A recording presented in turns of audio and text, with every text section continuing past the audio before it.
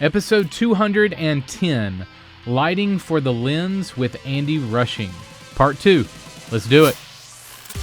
This is the definitive podcast for helping you plan, create, and execute dynamic worship experiences at your church. Useful, practical content in the areas of production, worship, communications, first impressions, and more. This is Making Sunday Happen. Well, hey guys, welcome to Making Sunday Happen. I'm Carl Barnhill. Thanks so much for hanging out this week. We're in the middle of a two-part series with Andy Rushing, all about lighting for the lens. Andy is the lighting director at The Belonging in Nashville. He's also worked with artists like Lauren Daigle and Carrie Job.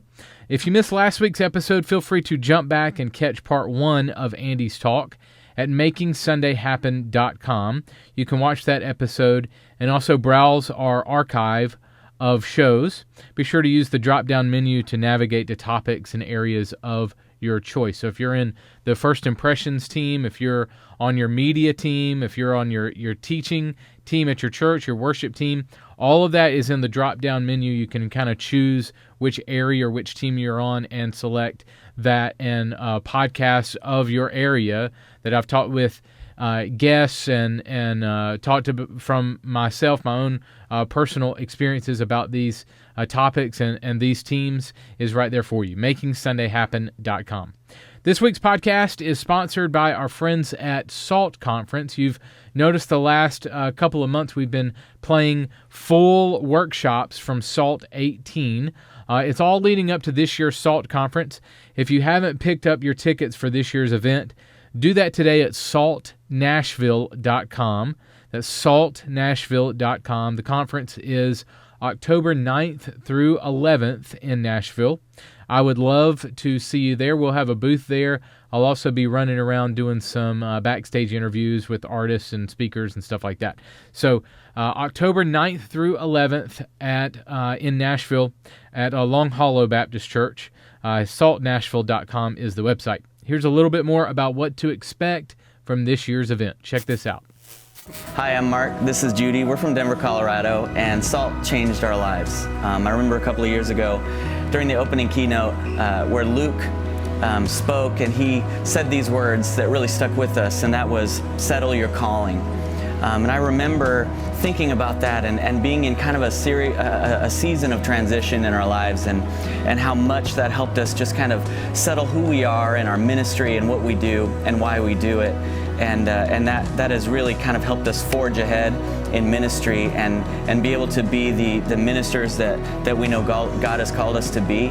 And man, that just really affected who we are in the church. Coming to SALT, it's not just an experience to provide you with resources for how to do ministry, but it's also a resource for your heart and soul on why we do ministry. And we left here with such purpose and passion, and I know you guys will too. This week on the show, I welcome back Andy Rushing. Andy serves on the team at The Belonging in Nashville. He's an incredible lighting designer, and today we're going to continue our chat all about lighting for the lens. We'll show you the second half of Andy's workshop from SALT 18, and then I'll be back at the end of the show, and we'll talk with Andy by video a few more minutes about his workshop and about some experiences that he's had at The Belonging and with some Christian music artists lighting for their concerts and worship experiences. So, part 2 of Andy Rushing, Lighting for the Lens. Right back in. Here we go. Colors, the fun one. The camera cannot see colors like we can, and that took me a long time to realize that. When I first started, nothing made me happier than a nice dark blue wash for a worship song. But saturation is everything, and unfortunately, the more saturated the color, the harder it is for the camera to pick it up. And that has been a massive, and I still, from time to time, I catch myself defaulting to Congo, and it's just, it doesn't work anymore for me. And granted, the light source can determine your saturation. So are you using LEDs or are you using discharge lamps. Additive versus subtractive. LEDs are especially bad at creating saturation issues because all the colors are additive. So you're adding LED color intensity to create certain colors, so it's then brighter on camera, and cameras don't like that. With discharge lamps, you're putting CMY flags in front of the light source, so you're actually taking intensity away. So you can get away with darker blues, darker reds with your discharge lamps as opposed to your LEDs, just because the intensity is dropping down. And I'll have a couple pictures to kind of show that here in a little bit. But yes, saturation is everything. The more saturated the color, the more difficult it is for the camera to pick it up. And I hate that because I loved my colors, but I had to change. And thankfully, our creative director has been great on this, and we're starting to hit a stride, which I love. But feel free to mute the colors a little bit.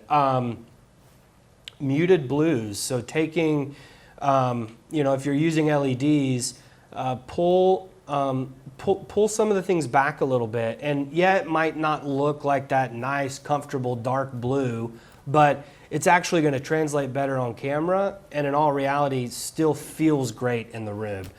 Same with reds. Rarely do I use red at 100 anymore. I use, in my labeling on the console, I call it medium red, but it's muted. It almost looks like a vintage red, like something that sat out in the sun for too long, and it looks like real red on camera, and it actually feels good in the room. It's not overpowering, and so it's, I didn't want to change at the beginning. Again, purple, UV, used it all the time. But cameras especially cannot do purple, especially on LEDs. And so I had to learn, and that was a big battle between me and our creative director. I did not want to give up my purple, my lavenders. I did not want to give those up. And we figured out a happy medium. I actually switched them to the discharge lamps because of the subtractive color mixing, and I get my lavenders, they look good on camera, and I just figured out how to do something different with the LEDs, and it looks great now, and I'm happy, he's happy, and everybody that's watching online isn't distracted by a super blown out camera shot, which is my last point here. Don't blow out your cameras. That is probably one of the quickest ways outside of audio issues to make anything that happens on camera look subpar, is if something's blown out, too dark, if your subject's too dark, if something's blown out, or the next point, your white balance is off. And this one I actually really enjoyed because when your white balance is locked in, everything looks great. So it's probably as important as key light levels. Most importantly, you have to set it to the temperature of your key light. And I get it. If you have a whole bunch of moving lights, if you have a whole bunch of LEDs in your rig and you want those colors to look right on camera, but you're using regular tungsten front light, you got to white balance to your tungsten front light. You can't have your subject looking like an alien on stage. So it's super important. The most common key light temperatures, 2500 Kelvin, 3500, which both of those you're going to see in your Lecos, in your Fresnels, your typical Osram 575 or 750 watt, just tungsten light. That's what you're going to find there. 5600 is actually pretty common in a lot of LED front light. Now you can get LED front light in cooler color temperatures, but a lot of the defaults now are coming in the 5600 range. And then 6K, you'll find that in pretty much all your moving front light. So like I said, conventional key lights, tungsten base, it's cooler, which is a common misconception. Cooler is actually the more orange color temperature. Hotter is the bluer color temperature. But a lot of people mix those up, which is fine. I do it all the time. Now that I've learned otherwise, I like to point that out to people. But conventional key lights, tungsten based, and LED moving lights are in the warmer range. The key light that we use at church, we have two types. We've got the Ovation LEDs, like I said, and then we've got the Ovation Fresnel version of the Lico we have.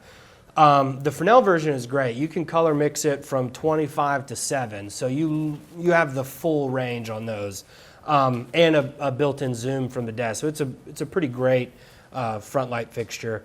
But with the Licos, it was a fixed 56K.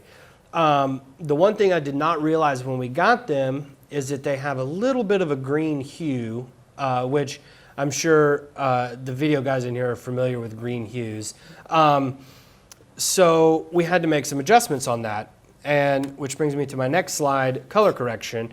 While I'm on this, I'm going to skip down a little bit. The Lee 248, which is the half minus green, is a must-have gel if you aren't using lights that you can color mix from the desk. And same with the Lee 201. But once I realized that we could not get rid of this green hue on camera, I ran down to 4-Wall and picked up a couple sheets of the Lee 248, popped them in the front of our Licos, and it was one of the best white balances I've ever seen. And it's just that little gel sheet that made all the difference in the world. So understand that even if you get a new fixture, it might not be the end-all be-all. There might still be an extra step. And that happened to me. I was super pumped about the LED Licos, no heat, it was going to be great. They were a fixed 56K color temperature. I wasn't going to have to worry about anything. And the second week in, we could not figure out why the cameras were green. And it ended up being that I needed to put minus green gel in the front of the Licos. So keep an eye out for that.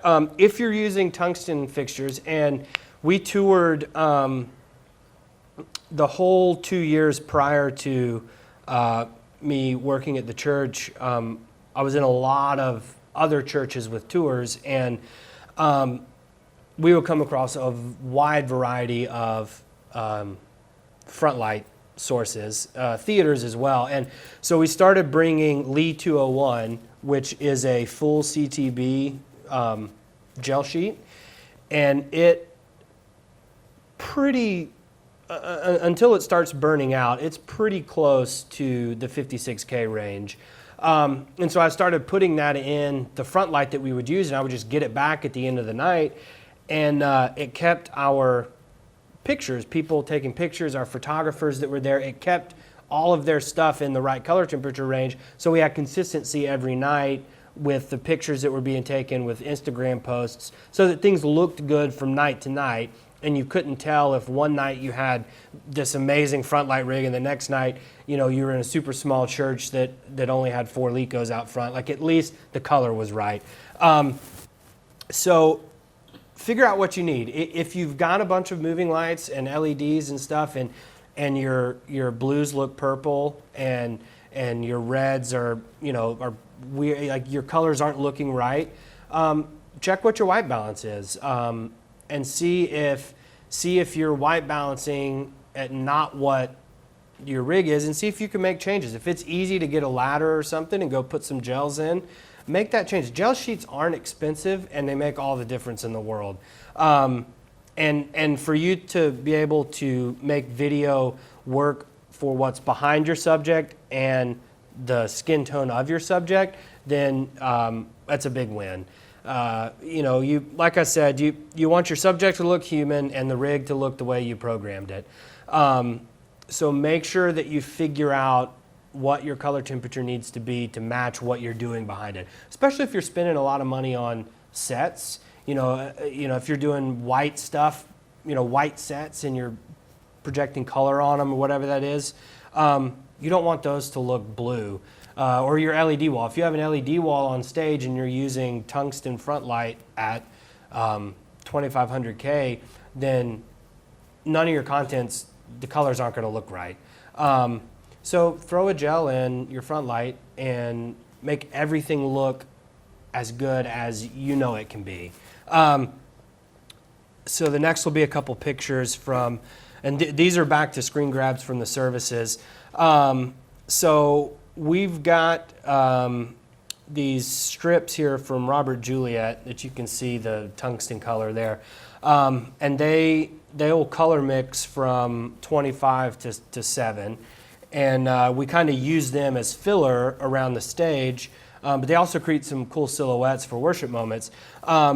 And so you can see here there's purple happening around them. There's white. You can see a little bit of white beam coming down, and you've got a fixture running probably 3500K, 4000K in that strip color temperature, and the subject has a normal skin color. And so that's what white balance can get you. And even some of the light hitting her on the side of the face, that is colored a little bit, but it still looks normal. It looks like color hitting normal skin. So that's how white balance can set you up to create some really, really cool looks and everything will look normal. This next one is same song, but all white. And it's a little, and some of this just happens. The pure white on those movers is still just a little blue, but it's not blue like it would be if we were running regular Lecos or Fresnels or whatever. But the strips are white. Those are at 5600. And you can see her skin tone is normal. And this is another good one for intensity. You can kind of see how we use angles and side light and backlight to create depth around her, but you can still see her in front of all of it. So that's just a little tag back to levels. And so these last two are from our conference as well. And so this is a good example of LED versus discharge lamps and colors. So the purple beams coming down are the Roby Megapoint fixtures, all discharge lamps, and it's not blowing out the cameras. If those were LEDs, there'd be a nasty hot spot right at the top coming off the fixture. So it's also knowing the gear and understanding that discharge lamps can give you some colors that LEDs can't. And same with the orange on the side. The columns behind them on the stage are LED, and I want to say they might be a soft purple. I forget exactly what was going on there, but you can see how those are a little bit brighter and the color doesn't translate as well. That's a good example between what you can and can't do with certain fixtures and what you can get away with and kind of trick the camera a little bit. And then this last one here, same concept. Those are all Magic Blades, LED fixtures, and I really had to knock down the saturation on that orangey red so that it translated on camera. Normally I would just put them all the way up, let it be a nice dark red. The camera would not have seen it this well. And so it's understanding what you're going for, seeing it on camera. Another big thing is having a multi-view. Whatever it takes, get a multi-view. You need to be able to see the camera shots. I can't adjust stuff and make sure that key light levels are good, things aren't blowing out the cameras, if I can't see the cameras. And so that was a really important thing when we started getting heavy into broadcast. How can I see the cameras so that I know before a video guy has to get on comm and say, hey, you're blowing out my camera, or hey, I can't see anybody on stage. Let me correct that before it gets there. Let me see the camera. So that's an important thing to have, an important tool that allows you to do your job as a lighting guy better. And as a video guy, you want them to see the camera shot so they know what's working and what's not working. A lot of times I'll program with that. I'll leave a couple cameras up and just program and keep watching the multi-view so I can knock it out as I'm programming it instead of having to fix it on the fly once the service is going. So design for camera. Know where your cameras are placed. That was a big one in both services and at our conference. I needed to know where the cameras are going to be so that I don't have dark spots in main camera shots. One of the venue limitations that we have at church is super low trim. We can't rig in a lot of places, and there's not great camera platform spots. So we have a camera shot that's super close to the stage shooting way across. And I had to figure out, how do I get something behind the speaker in that camera shot so that you're just not seeing the black hole of monitor world on a relatively common shot that we go to. So know where your cameras are placed, control negative space, be intentional with where you put fixtures, and also understand that silhouettes are a great thing, but do them on purpose. Don't have a silhouette because you was an oversight on where fixtures were or where you focused front light. Which comes back to making sure the camera still has something to shoot. And along with that, let the camera frame the venue. People who watch online probably don't know that we only have 18 feet of trim at the venue we're at, or that the stage is only 24 feet deep, because we use the frame of the camera to create the venue size. And you can do it. Perspective is everything. These next two shots of conference, granted it was an arena, it's a small one, and it's not the best arena in Nashville, but it still is one. But we had to figure out how to create a super wide space with perspective, and it's the same at church as well. How do you make the venue seem larger than life through the frame? And it's completely doable. It just takes a little bit of time to figure it out. As you can see in this, we had a camera shot. It was, again, relatively close to the stage, shooting across. So I placed a truss just off to the side at about 15 feet off the deck to give that camera something to shoot behind the subjects when it shoots across the stage. So it's always knowing where your cameras are going to be pointing, especially fixed ones, and how do I create a set behind that that's not just me looking on at front of house. It was another terrible habit of mine, is just thinking about my seat at front of house behind the desk, when there's, from whatever venue size you're in, 1,500, 2,000, 3,000 more perspectives than just mine at front of house. So how do I make them feel not like an afterthought when everything's going on, and especially with camera. They're already not at your service. They're already watching it online. So how do you make them feel like what you did was for them? And then this next one, again, is it's all about perspective. How do we make things feel larger than life? How do we put things in a place to make the stage feel like it goes forever? So the next slide here, budgets. It's always a fun one. You don't have to spend a lot to have a lot. That's the great news. There are tons of good fixture options, and you don't always have to buy new. You can buy used. We've done both, and both are still working great to the day. We bought a used desk. We bought some new lights, and both work great. So you don't always have to buy brand new. If you find a great used deal, just do your homework. Make sure it comes from a good company, somebody that's going to take care of it and maintenance it for you.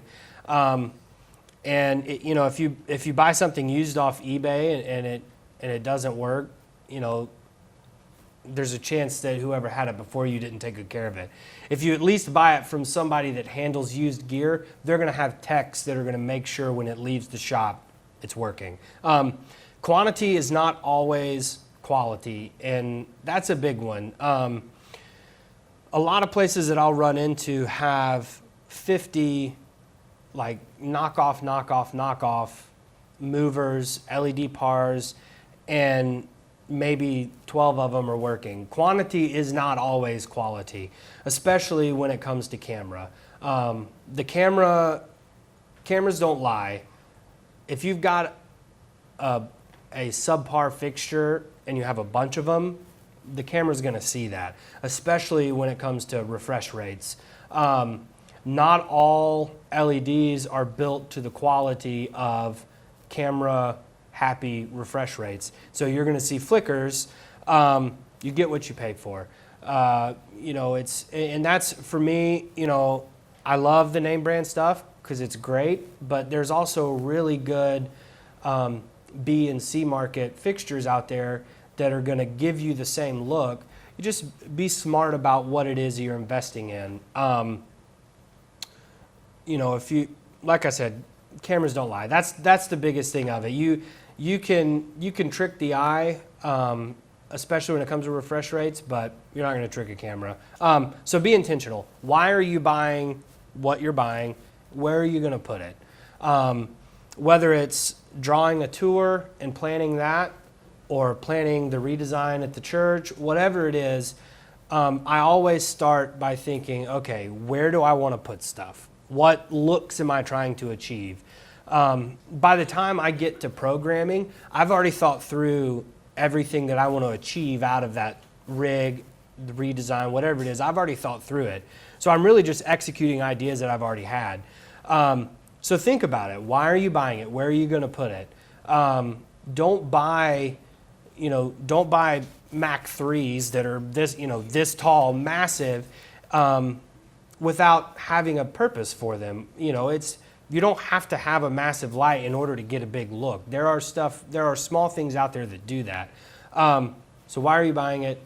Where are you placing it? And this last shot here, which is that same wide shot from the white look, it's just that with color on it. We placed everything in here to make sure that we had the correct camera shots and things still looked good on camera. We didn't just go out and buy whatever we could buy because it was the new thing. I wanted stuff that was going to be bright enough to give me the correct levels with front light in the rig. I wanted stuff that was going to have give me good colors and be able to color mix to get those muted colors without it looking cheap. And then we wanted stuff that was going to give us a new take on top light, which these strips, as you can see, they give us that head-to-toe top light look, but it's not just lights up above the speaker's head. It's kind of this full-body surrounded look on the stage, which is a new take on it, and that's something we wanted to achieve. So we spent quite a bit of time trying to find something that was going to give us that. So when you take time and plan it out ahead, you're going to get the best products you can. All right, Andy. So as we wrap these two episodes up, I want to touch on a couple of things that you mentioned in your talk. You ended with talking about how budgets and planning things out really matter. So what are some things that we can do in the coming weeks and months to start planning our lighting setup? Say somebody is new to this. They really want some kind of first steps to get going. What are some things that you would suggest? Yeah, well, first and foremost, it's important to talk with leadership. Find out who is going to ultimately speak into what you can do, and start having discussions with them. If it's the first time that you're doing any type of lighting, anything in the main space, then it's probably a little bit bigger of a conversation just to get everybody on board. But let's say you're already doing stuff and you're wanting to expand it or make it bigger.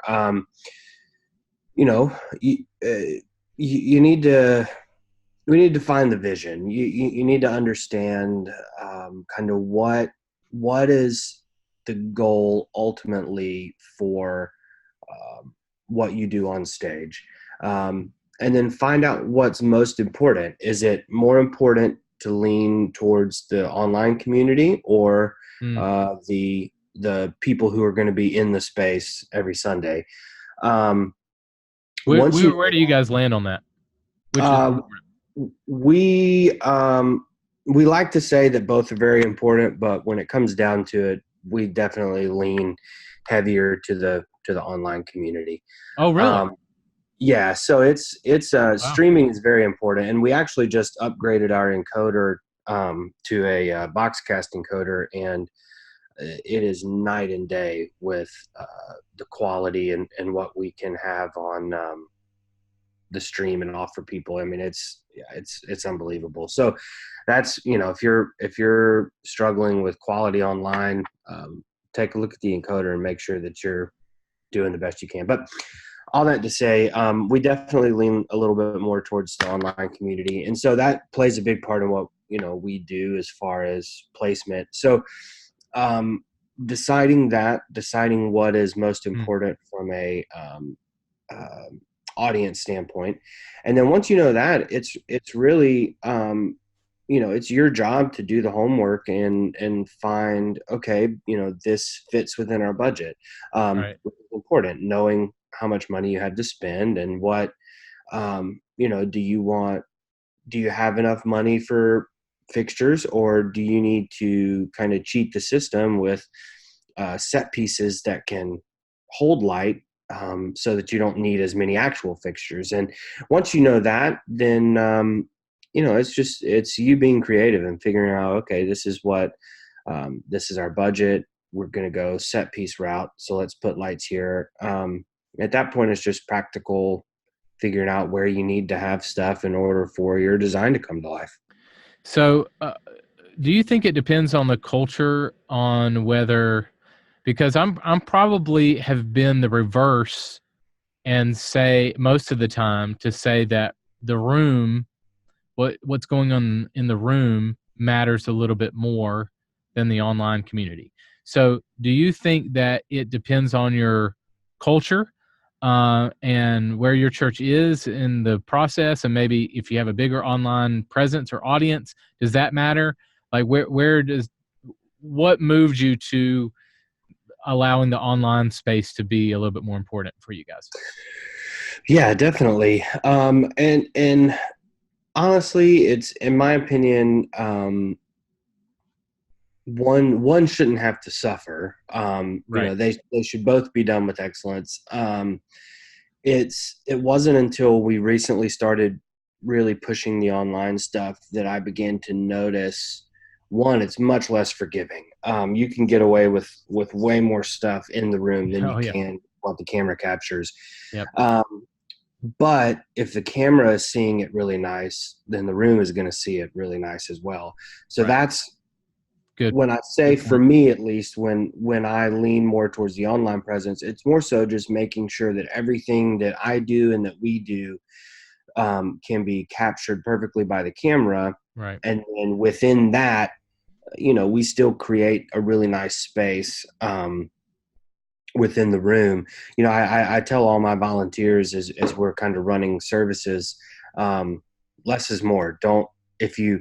If you're not sure whether to go to another cue or to jump back into a song, if they're flowing, don't.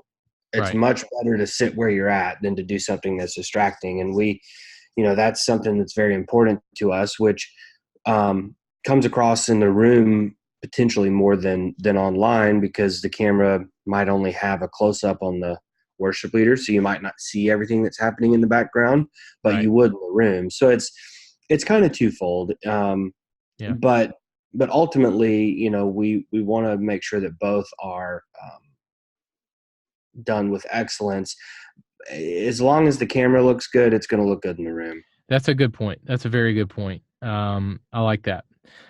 Okay, so what are some things that we can start thinking about to be more intentional about how to light for our worship experience? What's some things that I can start implementing in the next few weeks? Yeah. So big thing would be to know your crowd. So, based on the people that are there, everybody, even though worship is not about the person, it's about the act, everybody still has a preference. And And if you have multiple services with different congregation types, you understand that one may or may not like or prefer certain types of programming or colors or lights hitting them in the face, and others might not care. So be intentional with how you program. Be intentional with the scenes that you set, so that ultimately, more than anything else, you're not distracting. So Whether how do you weigh whether to go with the vision of your church? Maybe your pastor or leadership is going one direction, but your congregation, or how many requests from the peanut gallery does it take to right. change that? Ultimately, you have to trust your leadership. You have to trust that they are hearing from God, that they are leading with correct vision, and that they're hearing what they're supposed to do. That being said, it's obviously very important to hear any complaints or requests, but ultimately, that needs to be conversations with people over your head, so that if somebody brings that to you, you could say like, hey, some people were complaining about the lights doing this. Do you think that's worth changing? Would you rather us just keep doing what we're doing? And so creating open, honest conversations, I think, is the best way to approach that, so that there's no opportunity for misunderstanding or somebody to get mad. I mean, at the end of the day, there's going to be somebody that doesn't like something you're doing. What? Exactly. So you have to just know how to navigate that well, and have open discussions, because it might be that on the front row something looks completely different, which in the venue we're at is always the case. Something looks very different from the first 2-3 rows than it does all the way back where I'm at.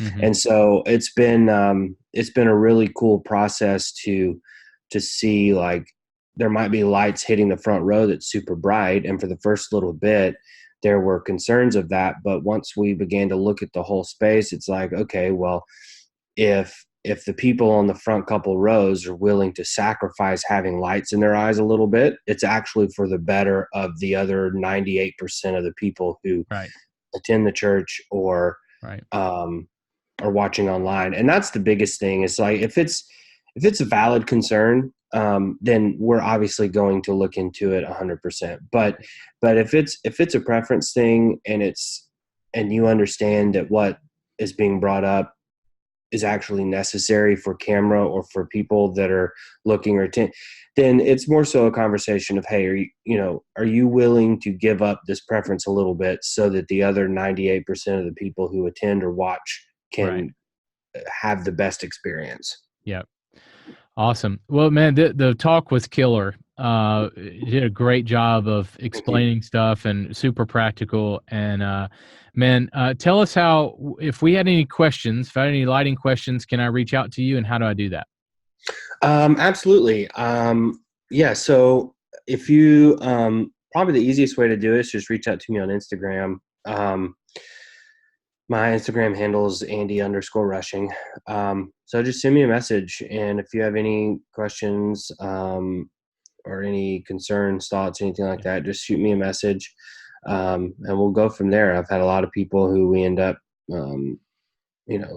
texting from there, or emailing or something. So it's, heck, I've picked up a couple gigs from Instagram messages. Yeah, so there you go. It works. But yeah, that's probably the best way to do it, is just message me on Instagram. Awesome. Also, too, our Making Sunday Happen Facebook group. I'd love to, Andy, have you kind of jump in there, especially the week this airs, a couple of weeks this airs, to kind of ask, answer any questions that people have. So if you're watching and you want to know how to reach out to Andy, find him on Instagram. We'll put his handle up on screen for you, and also reach out through our Making Sunday Happen Facebook group. you can just search Making Sunday Happen to ask to join the group, and we'll have guys like Andy in the group answering questions for you. So, man, Andy, thank you so much for your time and for sharing what you did in the workshop and just for your time today, man. Really appreciate it. Absolutely. Thanks for having me. The show notes for this episode are available now at makingsundayhappen.com. All right, it is time for the mailbag, our segment where we answer your questions about the worship experience. If you're on the communications team, worship team, media and tech team, first impressions or guest services, if you touch the worship experience in any way, whether that's planning, creating, or executing your worship services, feel free to send in your questions. And if I don't have an answer for you, I will try my best to find someone who does. So you can email directly to me, Carl at 1230.media. That's Carl, C-A-R-L, at the word 12, the word 30, .media, all spelled out. Or you can use the hashtag MSHmailbag on social media to post a question, and we'll get that and possibly use your question here on the show. So for time's sake today, I only have one question this week, and that is from Nathan Holder on Facebook. Last week we talked a little bit about sermon bumpers and trailers, series trailers, and Nathan asked a question about bumpers and trailers. He said, how long should they be? So what is the normal length for a bumper or trailer? What's a good length for those? So here's my answer. Between 30 seconds and 60 seconds. Any shorter than that, and we've made 15-second, 20-second bumpers for churches, but to be honest, they're really, really short. They're hard to get content in 15 seconds to talk about your series in any length of time. It's also harder to get a transition done on stage in 15, 20 seconds. So 30 to 60 seconds. Any shorter doesn't give your team enough time to transition on stage, and any longer than that, it gets a little bit long to read and to digest. So I would say between 30 and 60 seconds. If it pushes to 90 seconds, 2 minutes, it's getting a little bit long, and I would use that longer video maybe in a different part of your service. So 30 to 60 seconds is the perfect length for your sermon bumper. Okay, a note here on series trailers.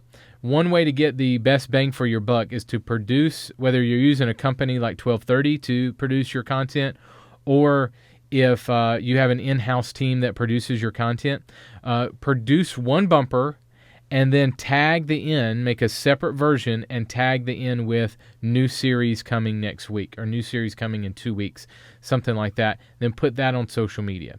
There's no real big reason why you need to create a brand new or different video entirely for your trailer. Just use the same thing and just tag the end with new series coming next week.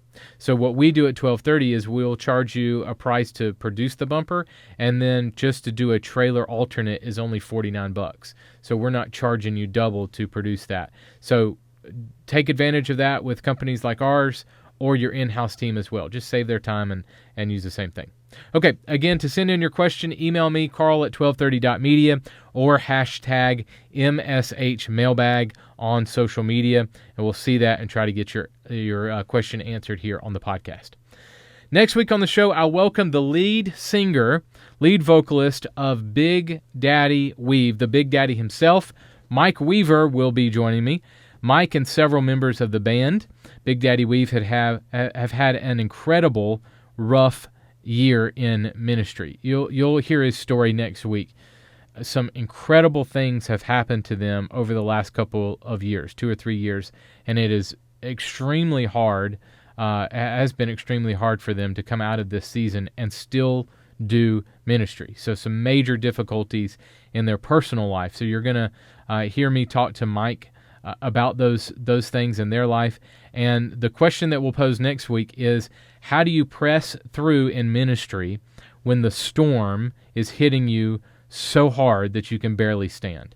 So if you're getting hit in your personal life or professionally even so hard that you can barely even move, how do you continue to pastor people? How do you continue to minister to people?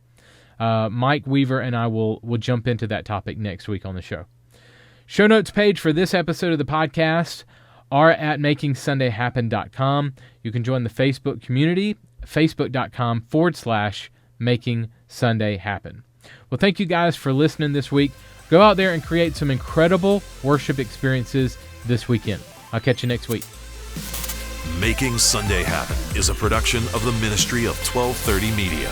For show notes, archive episodes, and more free resources for your church, visit makingsundayhappen.com.